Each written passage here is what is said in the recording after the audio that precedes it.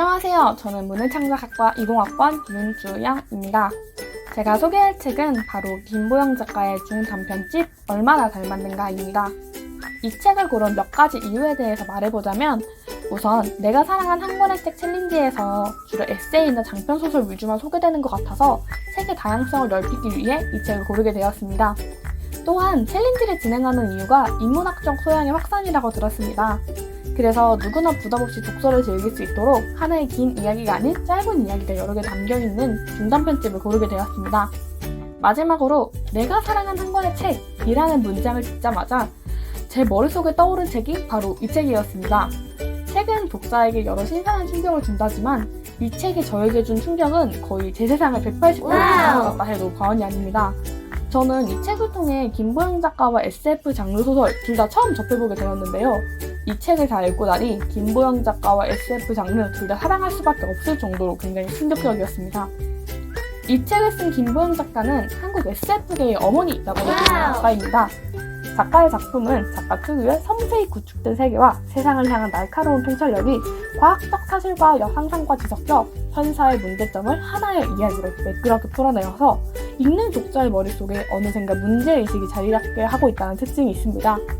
김보영 작가는 항상 서사적 재미와 작품의 깊이, 두 마리 토끼를 전부 다 담는 최고의 작가로 얼마나 닮았는가의 서평을 쓴 문목화 소설가는 작가의 작품에 대해 중단편을 더 밀도 있게 쓰는 작가다. 모든 문장 한 줄 한 줄이 자기 역할을 가지고 있고 모든 장면이 의미와 재미, 감동 중 최소 하나 이상을 품고 있는 엄청난 밀도를 가진다 라고 말할 정도입니다. 얼마나 닮았는가는 이런 김보영 작가의 여러 중단편 소설이 한 권으로 묶인 책인데요. 이 책에서는 엄마는 초능력이 있어, 0과 1 사이, 빨간 두건 아가씨, 고요한 시대, 니인이 오는 날, 세상에서 가장 빠른 사람, 로그스 갤러리, 종로, 걷다, 서다, 돌아서다, 얼마나 닮았는가, 같은 무게까지 총 10가지의 중단편이 수록되어 있습니다. 이 중 제가 읽으면서 가장 많은 생각이 들었던 단편 고요한 시대에 대해서 자세히 이야기해볼까 합니다. 먼저 고요한 시대의 스토리를 설명하도록 하겠습니다. 여러분들이 직접 이 책을 읽고 긍정적인 충격을 고스란히 느끼셨으면 좋겠기에 스토리에 대해서는 도입부만 간략하게 설명하도록 하겠습니다. 주인공 신영이는 인지 언어학자로 언어와 글에 대한 걸 연구하고 일하는 사람입니다. 그는 여당의 한 의원으로부터 대선 경쟁했을 타 후보 경쟁자를 떨어뜨리는 문구를 만들어달라는 의뢰를 받게 되는데요. 그 후보는 정치를 한 번도 해본 적 없는 아마추어 후보로서 마인드넷이라는 걸 활용하여 선거운동을 벌이고 있는 후보였습니다. 마인드넷은 일종의 가상세계이자 젊은 세대들이 즐겨 쓰는 SNS인데요. 특이한 점은 한 사람의 마음과 생각이 투명하게 보이는 하나의 가상세계라는 점입니다. 즉, 아마추어 후보자는 마인드넷을 통해 본인의 마음과 생각을 전부 드러냈다는 것이죠. 그래서 본인의 여과 없이 드러낸 이 후보자는 젊은 세대들에게 굉장한 지지를 받았고 총 지지율을 가반수를 넘을 만큼 압도적인 대통령 후보로 올랐습니다. 이에 위기감을 느낀 여당이 이 아마추어 후보자를 떨어뜨리기 위해 주인공 신영이에게 떨어뜨릴 문구를 만들어달라는 의뢰를 부탁한 것이었죠. 소설 속 시대는 기술의 발전으로 인해 마인드넷에 접속만 해도 자신의 머릿속이 전부 공개되고 공유되는 세상입니다. 즉, 언어가 더 이상 사람의 생각과 마음을 표현하는 수단이 아니게 된 세상이죠.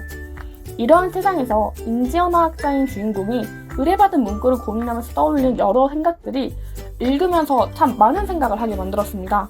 예를 들어서 마음은 물이고 언어는 그릇이야. 물은 그릇에 따라 모양이 변하지. 남을 조롱할 땐 항상 조심해야 한다. 조롱받는 사람이 아니라 조롱하는 사람에게 나쁜 심상이 따라붙는다. 때로 경이스러울 정도로 바보스러운 사람이 선거에서 이기는 이유는 그래서다. 와 같은 문장에서 느끼게 되었습니다. 우리의 마음과 생각을 오류 없이 거의 명확하게 전달할 수 있는 매개체는 바로 언어뿐입니다. 그리고 우리의 마음과 생각을 바꾸고 뒤흔들어 놓는 것도 바로 언어죠. 언어의 거대한 힘과 치명적인 활용법을 이 소설을 통해서 더욱 깨달을 수 있었는데요. 또한 평소 바르지 못한 언어 생활을 반성하기도 하였고 언어가 주는 영향이나 이와 관련된 여러 일화들이 읽으면서 떠오르기도 하였습니다. 그렇다 보니까 언어가 더 이상 소통의 수단으로 쓰이지 않는 소설 속 배경이 굉장히 흥미로웠고 그로 인해 더욱 언어의 힘과 귀중함을 깨달았던 것 같습니다. 소설을 다 읽고 나니까 이러한 생각이 하나 들더라고요. 소설 속처럼 언어가 더 이상 지금의 수단으로 쓰이지 않는다면 그 힘은 사라지게 되는 걸까? 하고 말입니다. 저는 아직 이 생각에 대한 답을 내리지 못했습니다. 아무래도 같이 고민할 사람이 부족해서 그런 것 같습니다. 그래서 여러분들께서 이 책을 읽고 제 질문에 대한 답을 같이 고민해 주시면 너무 좋을 것 같습니다. 또한 언어에 대한 매력과 힘을 이 소설을 통해 느끼셨으면 좋겠고, 이 책을 다 읽으셔서 치밀한 과학 사실과 이야기가 주는 힘에 흠뻑 빠져보셨으면 좋겠습니다.